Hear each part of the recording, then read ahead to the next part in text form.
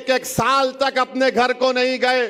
मैं उन महिलाओं को, उन खवातीन से मिला जिनका रेप हुआ था गन्ने के खेतों में, और ये अखिलेश यादव मुख्यमंत्री था। जालिमों, तुम्हारा अखिलेश यादव मुख्यमंत्री था तो 50,000 लोग बेघर हो गए। और वो अखिलेश यादव सैफई एक जगह है, वहां पर बंबई से फिल्म स्टारों को बुलाकर अपने परिवार के साथ उनके नाच गाना को देखता था। अखिलेश और ओवैसी की सबसे बड़ी जंग छिड़ गई है दर्शक, लेकिन इस जंग का अंजाम क्या होगा, पहले रिपोर्ट देखिए फिर बताएंगे।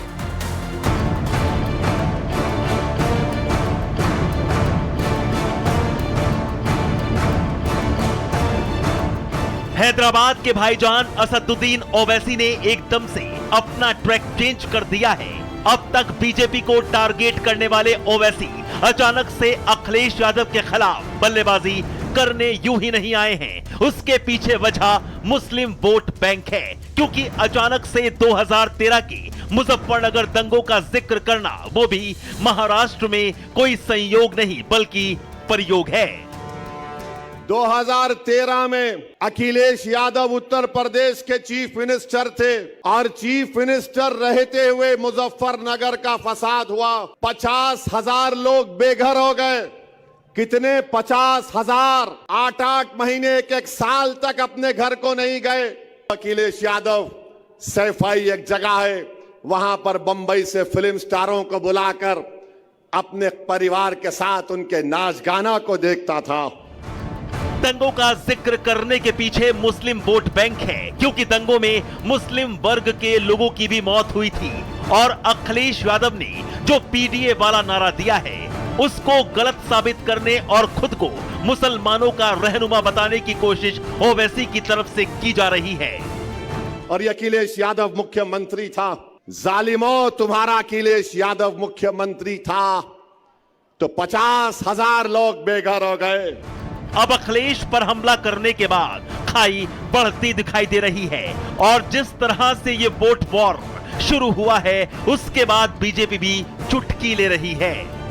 असद ओवैसी भाईजान अखिलेश भाईजान पर ही हमला बोल रहे हैं। अखिलेश भाईजान को बोल रहे हैं, जब मुजफ्फरनगर दंगे हो रहे थे तब आप लोग सैफई में तो नाच गाना करवा रहे थे। सारे बड़े जो मुस्लिम विरोधी दंगे हुए वो तो इन तथाकथित सेकुलर पार्टियों के जमाने में ही हुए।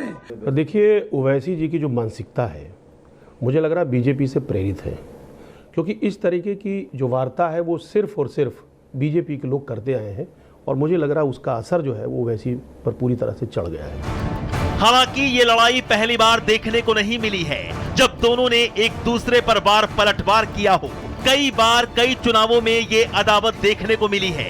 राज्यसभा चुनाव के दौरान भी ओवैसी ने अखिलेश यादव के पीडीए के नारे पर तंज कसते हुए ओवैसी ने कहा था, यूपी के पीडीए के ए वोट दीजिए और दरी बिछाइए आप लोग, क्योंकि आप लोग कोई फिल्मी एक्टर नहीं हैं जिसको 4 बार राज्यसभा भेजा जाए। करिए जवानी कुर्बान अपने लिए, राज्यसभा में 1 सीट मत मांगना भैया से। अब एक तरफ समाजवादी पार्टी है तो दूसरी तरफ AIMIM है। दोनों की राजनीति मुसलमानों के इर्द गिर्द घूमती है, और महाराष्ट्र में मुस्लिम वोट बैंक दोनों के लिए जरूरी है। Bureau report, Republic Bharat. मुसलमानों का रहनुमा होने का दावा ठोकने वाले कई पार्टियां हैं दर्शकों, लेकिन वो कितनी सगी हैं वो चुनाव के बाद ही पता चलता है। और चुनाव से पहले सभी पार्टियां मुस्लिम वोटर्स को अपनी ओर खींचने के लिए तमाम जोर आजमाइश करती हैं। महाराष्ट्र की राजनीति में रणनीति बनाने के लिए 2 धुर साफ है। एक धड़ा मुस्लिम वोटों को चाहता है और एक धड़ा है जो हिंदुत्व को धार देता है। और बीजेपी हिंदुत्व को लेकर आगे बढ़ती है।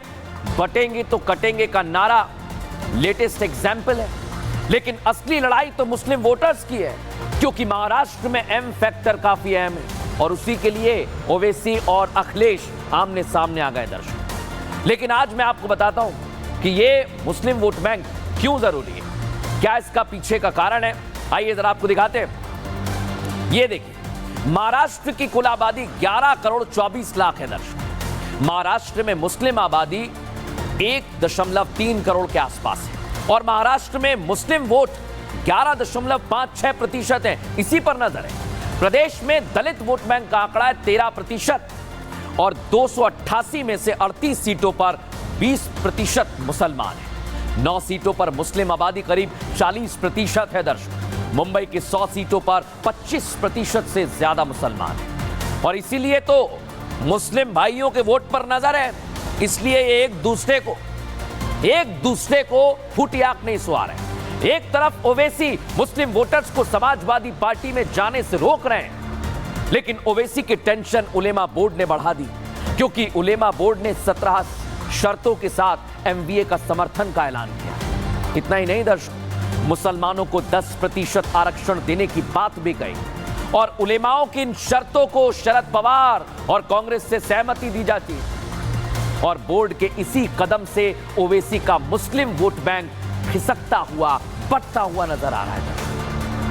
लेकिन आप सोचिए दर्शक कि एक तरफ मुस्लिम वोट बैंक की जंग चल रही है, दूसरी तरफ हिंदू वोट बैंक को लेकर क्या किया जा रहा है, आइए जरा मैं आपको दिखाता हूं। ये आप देखिए, महाराष्ट्र में हर वर्ग के लिए सरकारी ऐलान किए गए। मदरसा शिक्षकों का वेतन 10,000 बढ़ाया गया, बीएड टीचर्स का मानदेय 10,000 बढ़ाया गया, बीएमसी कर्मियों को 28,000 दिवाली का बोनस मिला। ओबीसी नॉन क्रीमी लेयर की सीमा को बढ़ाने की तैयारी है, 8 से बढ़ाकर इसे 15 लाख का प्रस्ताव केंद्र को भेज दिया गया है। मौलाना आजाद महामंडल का बजट 1000 करोड़ कर दिया। यानी एक तरफ मुसलमान और दूसरी तरफ हिंदू, दोनों की कोशिश है कि वो बीजेपी के खाते में आ जाए। लेकिन बड़ी बात क्या है दर्शकों, इसी तरह से अगर लड़ाई चलती रही तो फिर महाराष्ट्र का किला कौन फतह करेगा, यह देखना दिलचस्प होगा। फिलहाल न्यूज का एक्सट्रीम इतना ही, कल फिर हाजिर होंगे रोचक और जानकारी भरी खबरों के साथ। तब तक के लिए नमस्कार।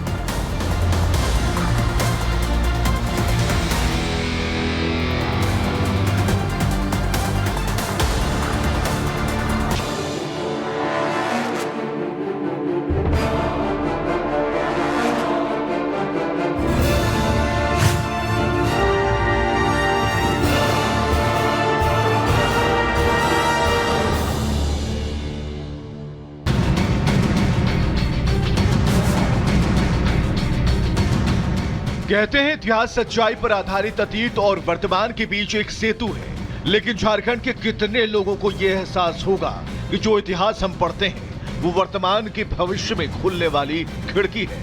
और आज झारखंड में कुछ लोग उसी में घुसपैठ करके इतिहास बदलने की साजिश कर रहे हैं, जो सीधे झारखंड और देश के भविष्य के साथ धोखा है।